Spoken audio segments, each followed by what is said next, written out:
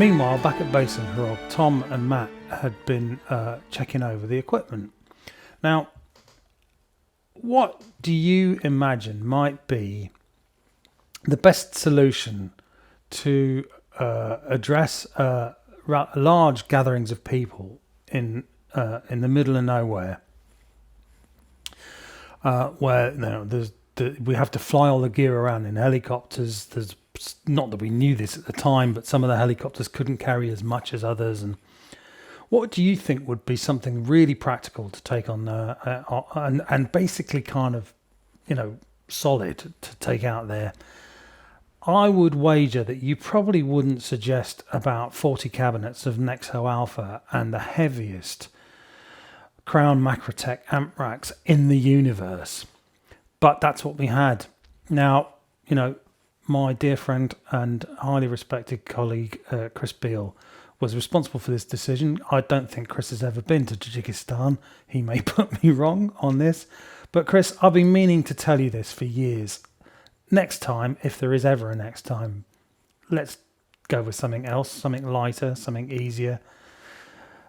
This was, because not only was it heavy, the loudspeaker system itself was light, considering the amount of power output and things you got from it, but the amp racks totally negated that. They were the heaviest things you've ever had to deal with in your life.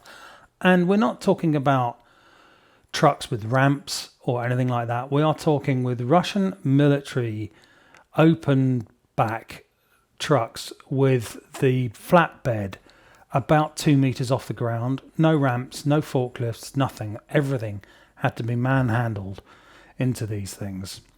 And beyond that, once we got them on the trucks, we then had to take them off and put them onto these incredibly sort of random Tajik Air Mil-8 ex-military transport helicopters. Now, there were carcasses of these things lying around all over the country, and distinctive with their orange livery with a blue stripe down the side. The Mil-8 was, you see it on all of the old sort of footage everywhere and every kind of conflict that the Russians have ever been involved in. They're not the things that fire the rockets; those are the Hind gunships, and there are a few of those around too. But the Mil-8 was essentially our truck for this thing. We'd load the gear, whatever we designated for each particular site, onto these Mil-8s, and off we go with the equipment. The helicopters all looked the same, but little did we know that that was far from the truth. Every single one of them had been bodged together from the remnants of similar aircraft, and the consequences of that were that the power available varied from one machine to the next, and every single time we loaded one of these things, we would have to make sure it actually flew.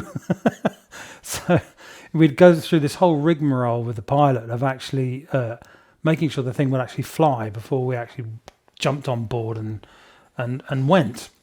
Fortunately, certainly all the ones that I went in managed to stay up in the air, and we were off flying through these mountain ranges, through these valleys, really close to the valley sides, to these incredible places, the Bartang Valley, like I said, Ishkashim Vanj, just extraordinary places. And when we got there, what we would find would be sites that had been prepared with the kind of love and dedication that you just don't see. You just do not experience that. One of them, the ones that I did, which was the Bartang Valley, of which there'll be, there's some photos going through now. The Bartang Valley, they had run the electricity about 2 or 3 kilometers from the village down the valley by sticking in telegraph poles and wiring it all up, taking the power out of the village. One of the other sites that had the most phenomenal kind of Russian, anything the Russians built was, made to last. These amazing generators with massive, great meters on them, like this filthy smoke belching out of them. Everything wired up live, but all of the guys who were doing this were really skilled. But it was a real kind of strange disparity between the abilities of these people and their intelligence and the lives that they led, which were really hand to mouth in these extreme locations. It turned out the village elders were often Moscow university educated engineers, philosophers, all this kind of stuff, but just extraordinary people. The rallies themselves, I use the word rally, it's very political. They weren't rallies, they were gatherings. They themselves were extraordinary. These people, they'd lay rugs on the ground, beautiful rugs on the ground, and people would all sit on the rugs, and the areas would be marked out by different coloured rugs. People would sit in their respective communities, and when the Aga Khan arrived, he'd walk amongst them and connect with them, and it was a very beautiful kind of experience. However, every single event was guarded by Russian soldiers. They didn't make it obvious. They were quite subtle about it, but there was sort of a ring of fire almost around these events at everywhere we went. The fact, we passed them on if we were driving anywhere, which was quite rare actually. Most of the time we were choppering, but they were driving past in their armoured things, and like I said, the Hind gunships were buzzing about occasionally, and you kind of thought, how can a country this beautiful and seemingly peaceful be so aggy? And I never really came to terms with that. But if you read about it now, it becomes a lot more obvious. The place has been really brutalised in many, many ways. But the Aga Khan coming and speaking was it was the biggest thing that would happen around there. No doubt about it. And we were each given a bunch of guys to help us out, a little local crew, which was nice, and we all bonded and have some fun. One moment I remember, I'd taken a CD Walkman with me, with some of the headphones that you used to get with these things, and this was with the guys in the crew was an object of great desire and interest. CDs was something that they were pretty much unaware of. As for Western music, they'd never heard it. And I just remember a beautiful, beautiful moment riding in a Jeep back from Ishkashim. One of the guys, I said, come on, you've got to listen to this. I don't know what it was, probably Deep Purple or something like that. And I put this on, and his face was unforgettable. It was like his mind had been blown. He'd never heard anything like it. Whether he's still a fan, I have no idea. But that was just a wonderful moment. Another aspect of the whole experience that was a real leveler was the realization when you're in a remote site like the Bartang Valley that not only were these people living hand-to-mouth subsistence farming, that Tajikistan it's really earthquake prone, but there was apparently up the valley there's a dam and obviously a large lake behind it, which had been damaged by earthquakes and was liable to go at any time, and it threatened the lives of these people, their very existence. And we actually flew over it at one point. They showed us this place, and that was, they just carried on their lives as if nothing was wrong, but they had nowhere else to go. What else could they do? They lived these devout, simple, yet peaceful lives under the threat of just being completely inundated by the floodwaters at any moment, which was a real leveler. And another leveler on a kind of a different sort of zone was the fact that there had not really been much done in the way of sort of transport logistics scheduling, and that event in the Bartang Valley that was one of the far away ones. We'd finished the Aga Khan had left, and we took the equipment down, and we'd struggled to load it onto one of the 2 meter high flatbed Russian trucks, which drove it not very far, maybe 300-400 meters to the helicopter landing site, where we unloaded it and waited for the helicopter to arrive, which it did. You could hear them coming from miles away, and you'd hear this beating noise from down the valley, and eventually this tiny black dot would appear.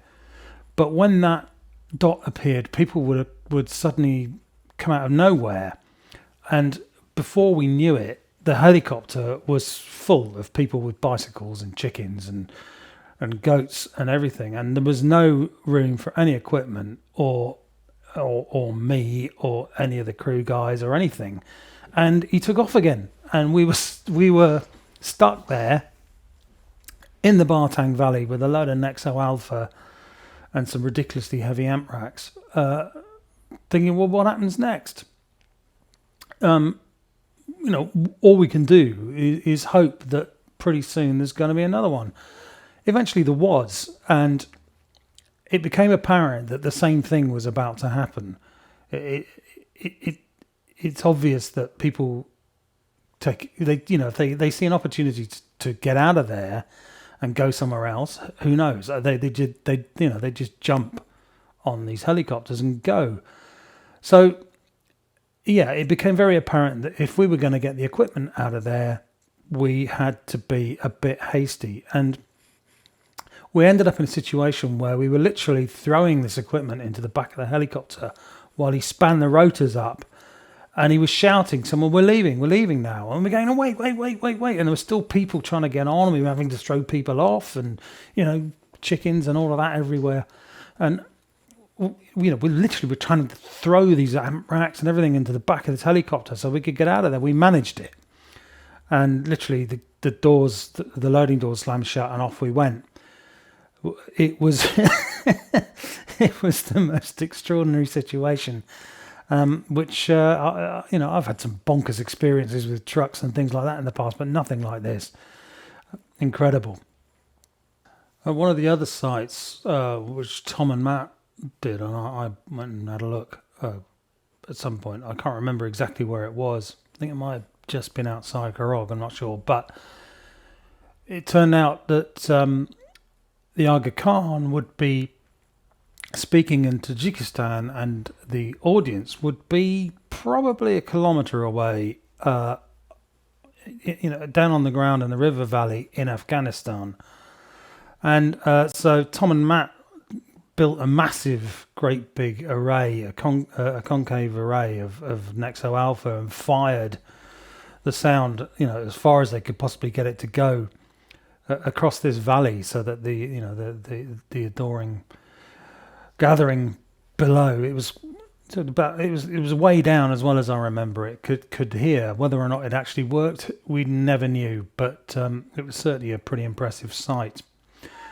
The entire trip, I think, was about 3 weeks. I can't really remember. There were several other things about it that made it memorable. One of them was that my wife Sarah, was pregnant at the time with our first son, Harry. And whilst I was out there in Tajikistan, she went for her first scan. Now, communication was difficult at the best of times. That no mobiles or anything like that, nothing. It was way before any of that had arrived.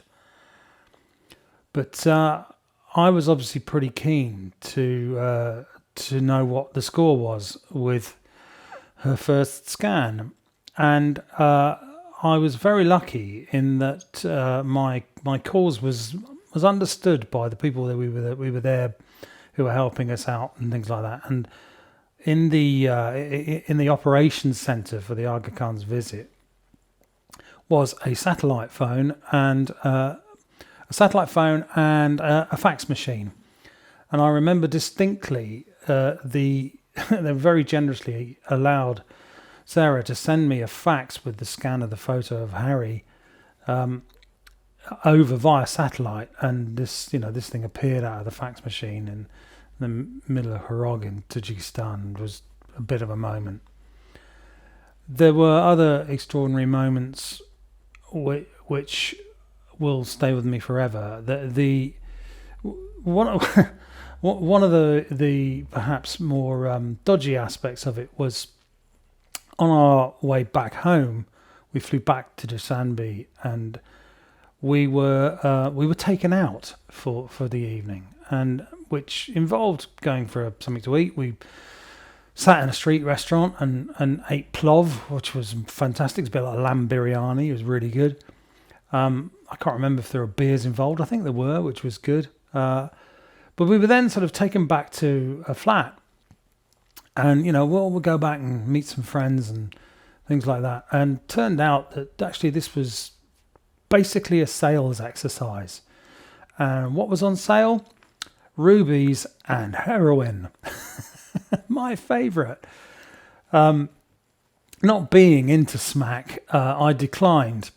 And actually, I have to say that it was my one and only encounter really with heroin, and which I'm very pleased about. The rubies, however, were something else, because I'm a bit of a geology nut. I love all that, So I mean, the whole geological structure of the whole country was absolutely phenomenal.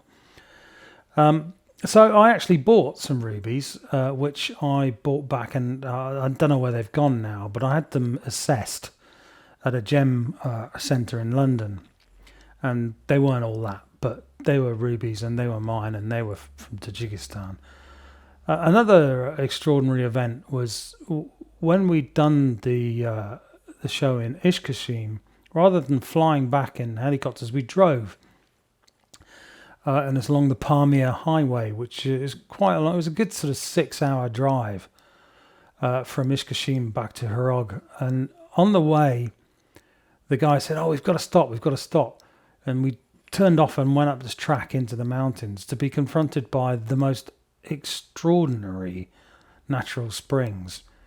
And they were just sat there, if these were in the Alps or wherever, there'd be a whole resort built around them. But these phenomenal, beautiful hot springs just sat on the side of the mountain. I noticed now that there is a spa and a hotel and all that stuff built around it, which is pretty sad, really. But we all jumped in and had the most amazing kind of bath for the first time in weeks. It was brilliant. It was crystal clear blue sky with strong sun and this azure water, and surrounded by these amazing stalactites and stalagmites and bubbling springs. Oh, just phenomenal. The whole trip was life-changing. It taught me a lot about how lucky we are living in the West. And now, it's grim times for many people at the moment. Trust me, you know nothing until you have seen the way that people exist happily in places like Tajikistan. You have no idea about what it's like to be poor, but their lives are simple. They don't hanker after possessions. They don't need them. They live to live, and that was, I think, a really strong message. And when you see the kids making their own toys out of bits of crap they've found lying around, but happy, dirty, happy. When in a very kind of overprivileged Western way, I think I remember saying, "Oh, any chance we can get some fish to eat?" Because there's a river there, and they went out of their way to bring us fish. These fish were almost inedible. They were just all bone, but they had gone out of their way to get these fish and feed them to us, and they obviously thought it was a treat.